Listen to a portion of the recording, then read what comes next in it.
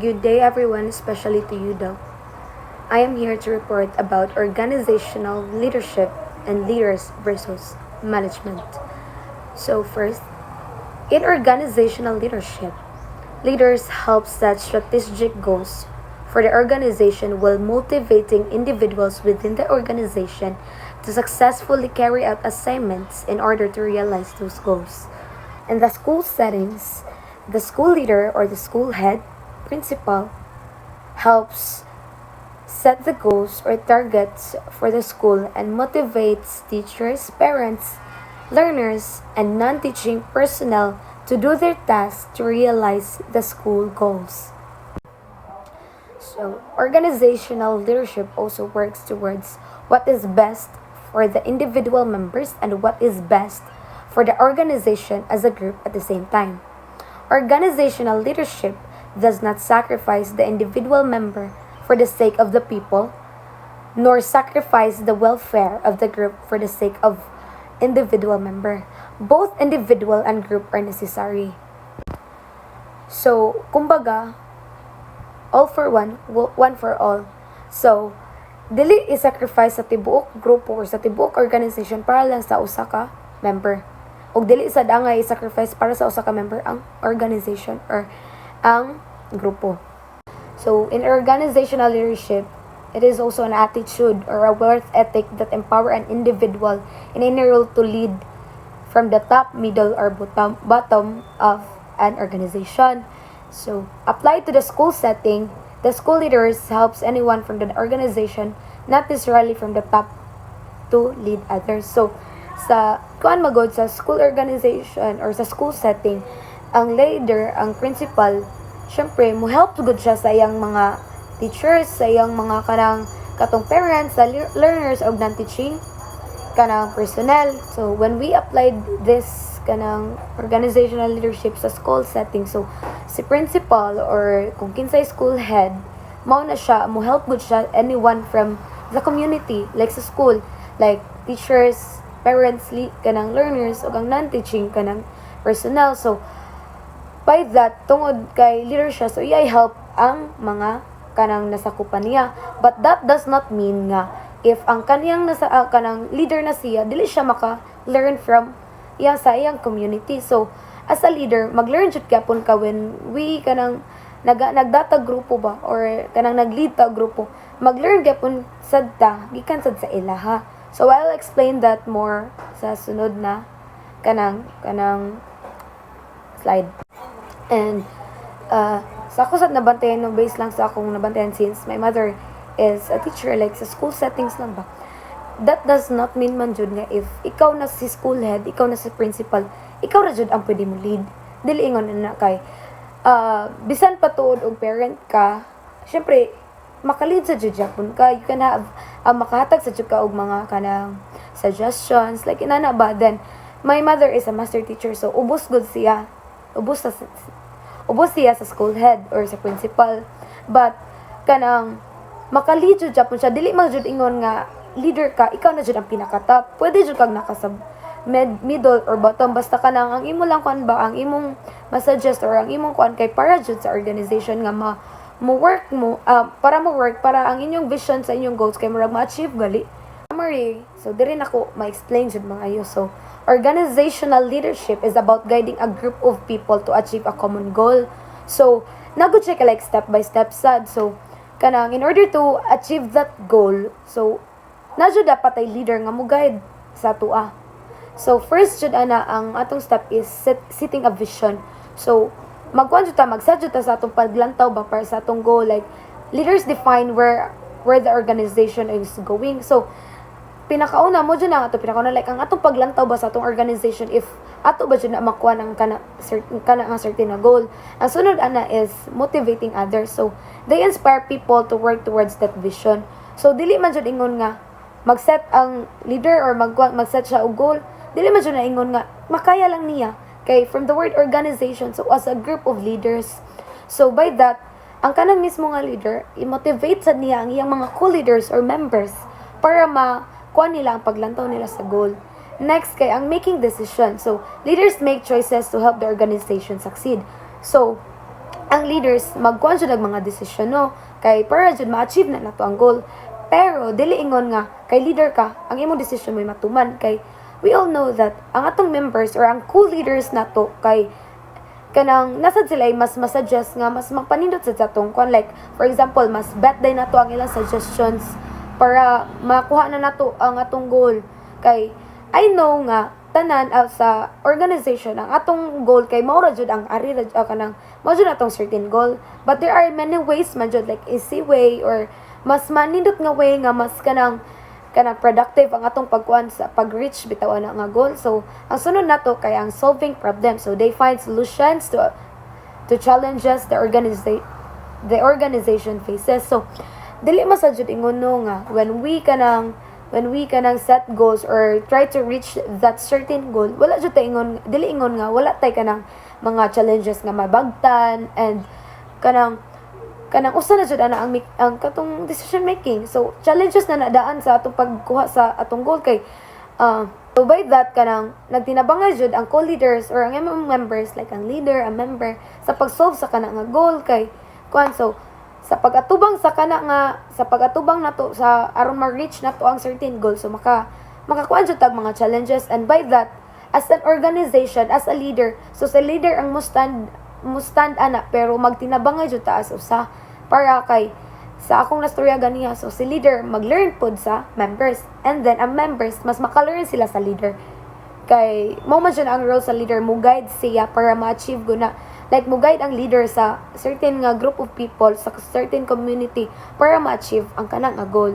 So ang sunod kay ang building relationships. So leaders create a positive and productive work environment. So syempre, if dili jud na mo work ang usa ka organization or usa ka community, if mismo si leader dili makig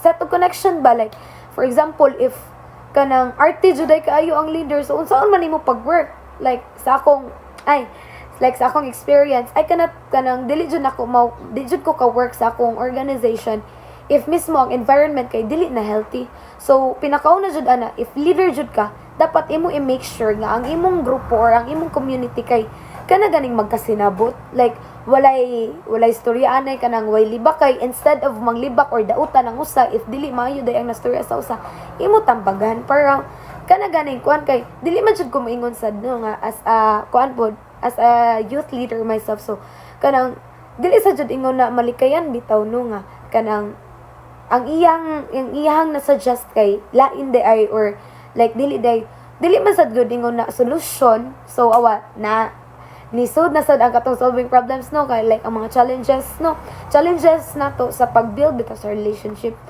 o sa connection sa mga leaders kay dili jud na nato makuha ang kana nga goal, dili jud na nato ma-reach ang kana nga goal kung mismo kita na lang daan as a group dili ta united.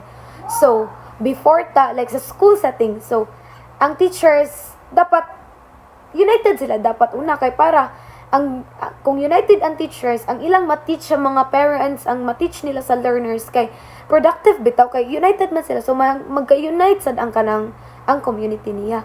Based on my experience sad as an organizational leader, so if kanang leader ka sa usa ka organization no ang pinakauna unta nimo buhaton kay imo jud i-make sure nga ang imong mga members, ang mga co-leaders nimo kay kanang okay jud kay sila ba kay diha man jud nato makitag una ba like ikaw mismo leader, ikaw pinaka-leader jud ka for example kung ikaw gud ang pinaka-organization o kanang pinaka-leader jud sa kanang organization ba ikaw may una makabantay jud na ipang imong leader ang imong mga co-leaders or imong members or imong mga kauban to reach that kanang goal sa imong paglantaw sa imong goal. Ikaw jud una makabantay ana if nag-work ba sila together, if united ba sila. So in short, ang organizational leaders are the drivers of success within an organization. So sila ang driver no kay di ba knowing that katong if ato lang ikuan og example if mag-drive ka og kanang motor ba, so kung driver ka, kung ikaw ang leader, makaadto jud ka sa imong gilantaw nga kanang goal, kung sa imong goal, kung asa ka padung adto, kung asa ka imong padulngan. So as a leader, magkuan jud tuod man na mga challenges, pero ikaw as a leader dapat magpakalig-on ka sa imong kaugalingon kay ikaw man mismo mag-guide para ma-reach na ang kanang nga goal.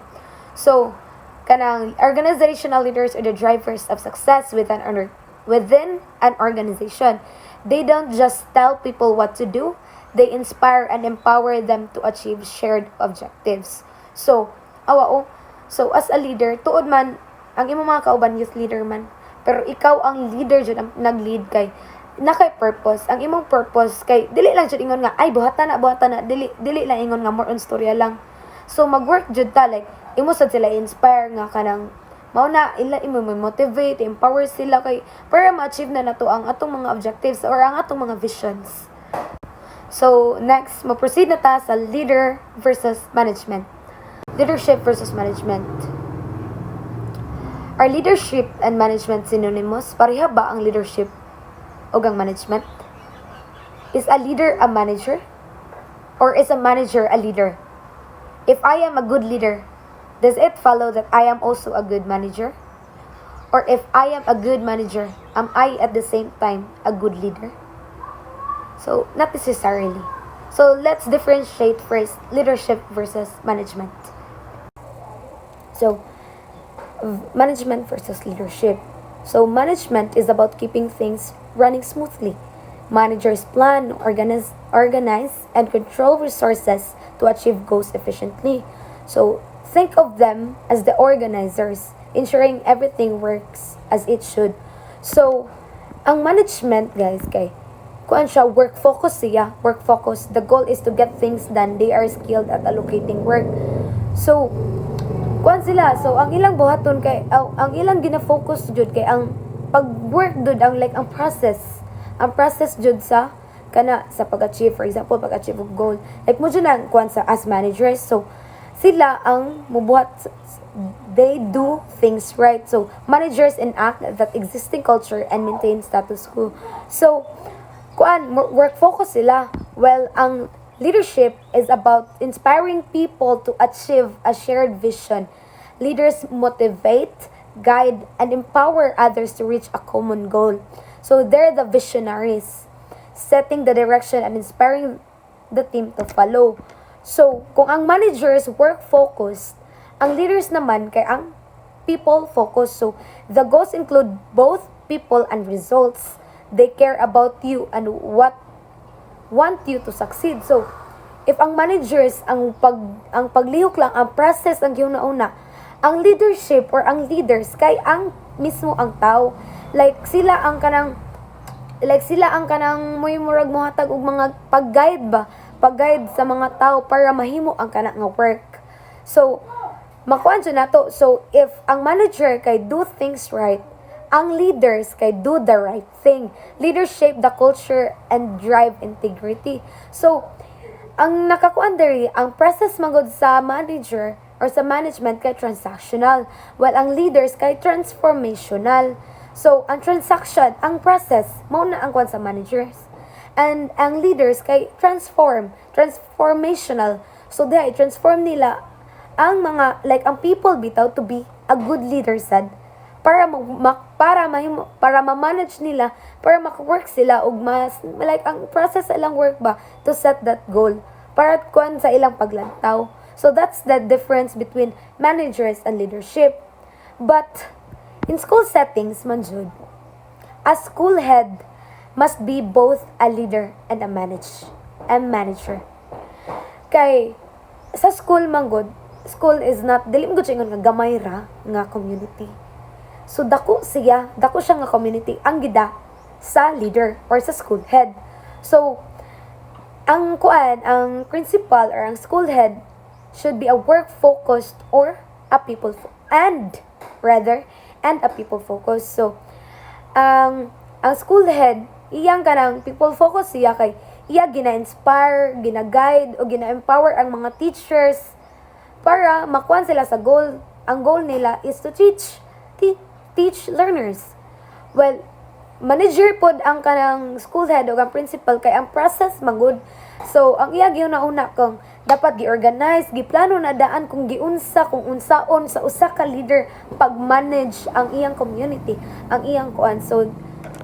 So, in our PPT, it's well explained. For example, a school head leads the school community to formulate the vision, mission, and goals and the school improvement plan.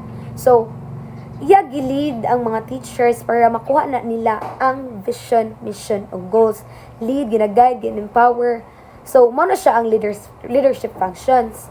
Well, she sees to it that this plan gets well implemented on time and so ensures that the resources needed are there. The persons to do the job are qualified and available.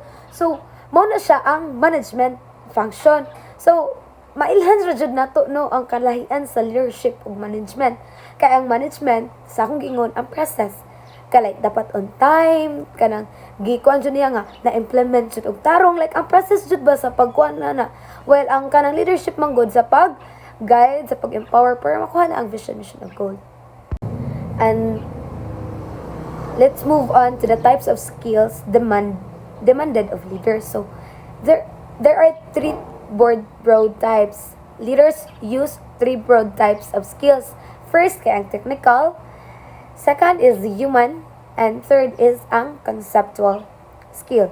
So let's start with the technical skill. So technical skills refers to any type of process or technique like sending email, preparing a PowerPoint presentation. From the word technical, so technical dyan na sila kanang ang ilang skills ba kanang more on kanang sending email like ano na ba kanang present kanang PowerPoint presentation. Next is ang human skill. So human skill is the ability to work effectively with people and to build teamwork. This is also referred to as people skills or soft skills. So ang human skills man good kay kun siya like di ba from the word leadership. So diha na to sa human skills ang ability na nato to work effectively like collaborate, to cooperate and help bitaw nga kanang like teamwork para kuan. And then ang conceptual skills kay is the ability to think in terms of models, frameworks and broad relationships such as long range plan. So conceptual, so magka-like ang paglantaw ba kanang skills bitaw kay utok. So kanang in short, conceptual skills deal with ideas, while human skills concerns relationship with people, and technical skills involves psychomotor, all three. So here are the like kanang simple bitaw para mas masabtan jud nato.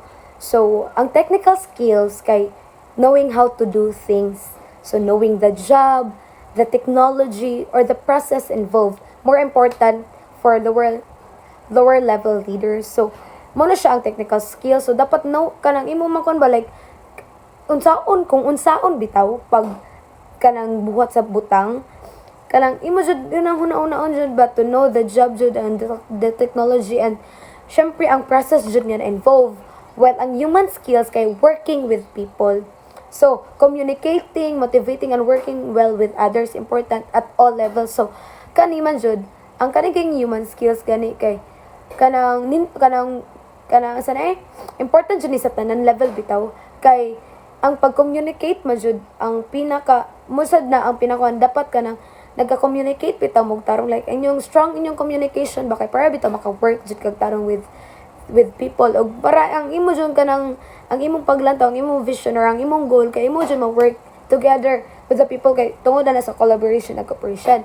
Then ang conceptual skills mao na siya ang seeing the big pictures like kanang mo think out of the box na ba like kanang kuan bitaw dili ingon nga mo settle ka ana. So strategic thinking, planning and making smart decisions more important for higher level leaders. So dapat kanang actually naman jud like direct to the point pero what if kanang mo think ka outside the box kay para mas kanang basin day makakita pa jud dito nga mas makuan jud nato ang atong goal like kanang magkuan ba sa like pag strategize like ina na ba sa pagplan pag make og decision. So mo na siya ang kalahian sa tulo mo na ang types of skills demanded for leaders. And that's the end of my report. Thank you for listening and watching.